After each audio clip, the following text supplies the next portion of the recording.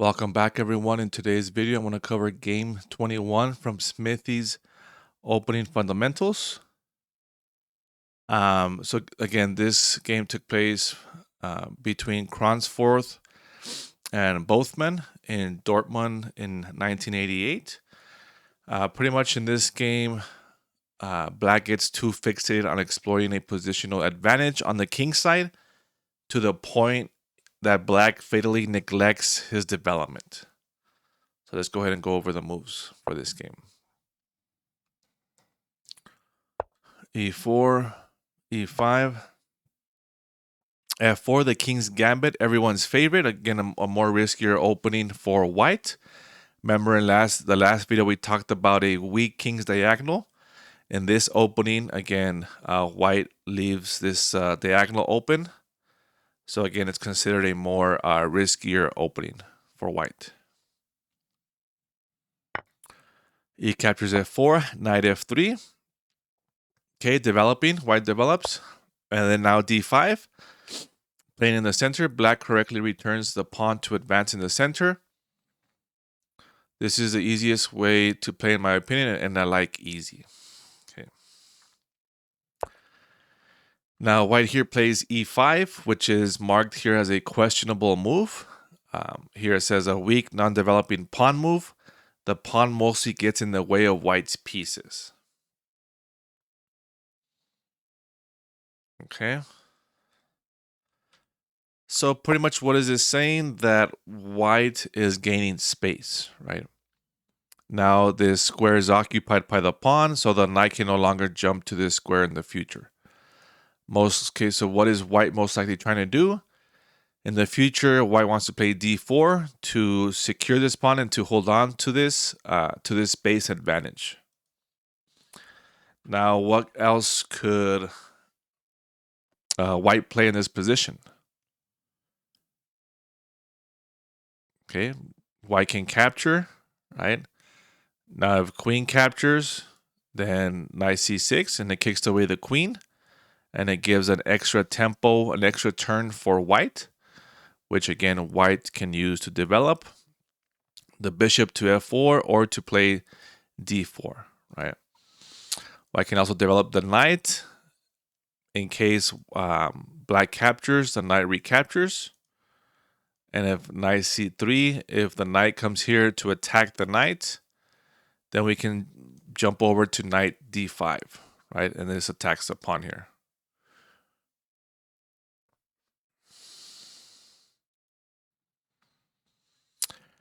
So let's go ahead and continue.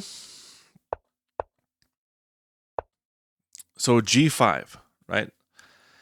So now Black wants to hold on to his pawn on f4, right? With g5. Remember, now the bishop, we have this open line for the bishop.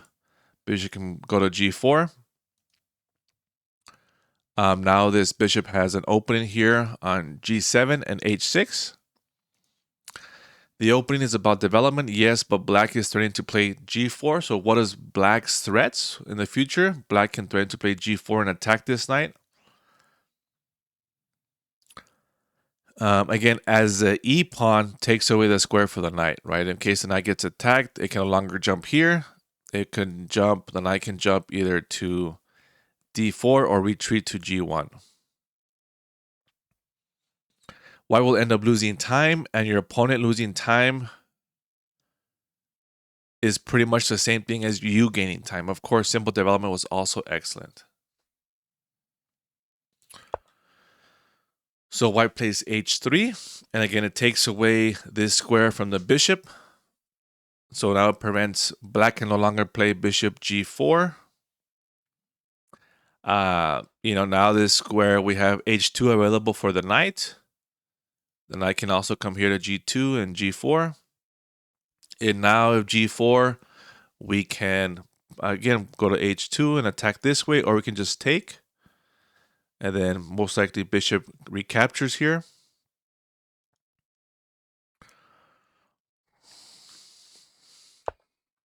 Knight h6. Okay, so what is Black doing with this move? Developing. Yes, but what does Black want to do in the future? Where can the knight go in the future? Let's take a look at the space that this pawn here occupies, right? So the knight, black might want to play knight h6, already played, then to knight f5, then to g3. So you need to see this from h6.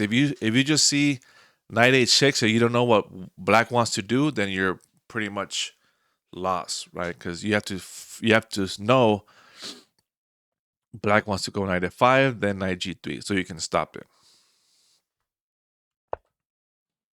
d4, again holding on to the pawn. Knight f5. Yes, the knight moves twice, but it threatens to go to g3, where it will be amazing and force white to lose time. But yes, simple development would also be excellent. Bishop d3. Okay. Attacking the knight, but of course is defended by this other bishop. Finally, knight g3. Attacking the rook, right? So you gotta move the rook. Here, white plays rook g1. You can castle your way out, but you're gonna be trapped by this knight, right? If you castle, your king's gonna be in the middle, and the white's now attacking these squares. So just white moves the rook, and then now bishop e6. Not a bad move, but not the most useful one either. The bishop isn't much more active here than its original square.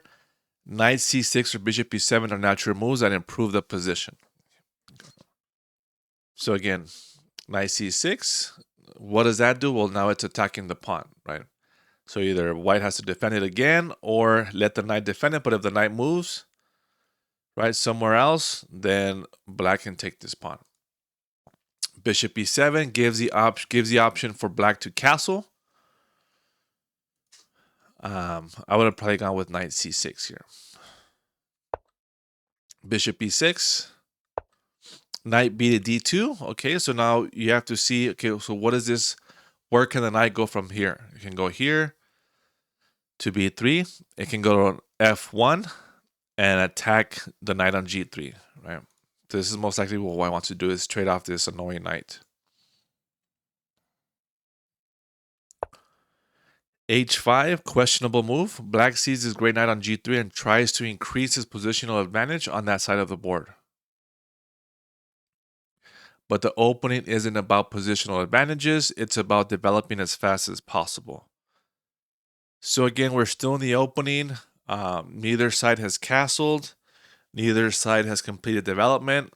And that's why here it doesn't make sense for black to attack. It makes more sense for black to finish his development. Knight f1, trying to trade the annoying knight. g4, black sticks to his flawed strategy. Okay. So now what? Some calculation exercises, right? What if we take, and now what can we do, right? I mean, it's an even trade. Bishop captures, f captures g2. 5 moves ago, black had a great position, but now he has one developed piece to white's 4.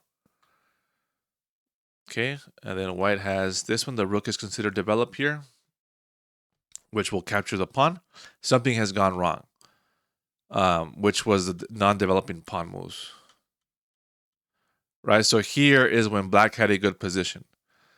So you already have a good position. You have to finish development and then attack with all of your pieces. Is what pretty much here is SmithyQ is saying. Okay, so rook captures g2, queen h4, attacking the bishop on f4. And now black brings the queen out, still focusing on the king side, ignoring his development. Again, what's knight c6 needs to be played. You need to get the bishop out. Maybe castle or get the bishop here somewhere. Get the king out of the way. Get the rooks in the middle to open files.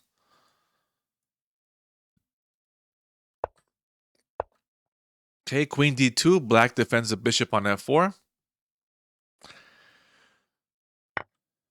Bishop captures h3, moving the bishop again. His queen is out. His king is in the center. Both kings are in the center. White is nearly fully developed. Just needs one more piece. Yet this position demands a tactical refutation. White finds it. So white has one rook undeveloped here, and black has 1, 2, 3, 4 pieces undeveloped. So here's where you're trying to find tactics. You have a better position. You are more developed. You need to start attacking. Find tactics because you have more pieces on the board developed than black. Right? So what if you attack the queen? Right? Let's kind of see what goes on in the game. But before that, let's visualize. Right? If you attack the queen. Okay, so maybe the queen gets out of the way. And then now you can attack the queen again. Right? And then you start kicking the queen out this way, trying to trap the queen. All right. Now queen, now bishop h6. Now let's see if you capture. Bishop captures here on d2. Now the thing is, you can capture here with the rook, right? You capture rook on d2, and it gets the rook away from the attack of the bishop, and you're up a piece, which is what happens in the game. Bishop g5, the queen is nearly trapped. Bishop h6, black finds a tricky defense, pinning the bishop, but white can finesse a material gain. This is what we talked about, where you have to kind of go through your checks, captures. Okay, what if we both capture? Now I can capture with the rook, and I'm up a piece. White has emerged up a piece, so black resigned. Notice that even though white has some weaknesses near his king, the tactics favored white. Why? Because tactics flow from a superior position, and white had a near full development to black's 2 pieces. Of course, the tactics worked.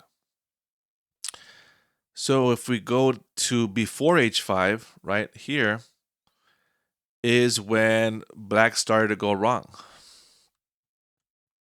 So here, okay, now we get the knight here, forces the rook to move. Now, knight c6. You get your bishop out. Now you start playing these moves. Again, bishop e6, queen d7, and then castle queenside. And then after you castle, now you can continue your attack on the queen side or on the king side here for black. Right?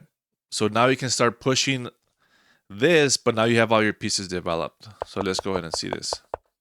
Right? So again, black has this pawn push here, but the thing is, the king is still in the middle, and the pieces are stuck here in the back rank. Compared to having your pieces out, your king castled, and then now you push forward with the attack. So again, hope you guys learned from this video, and I will see you guys in the next one.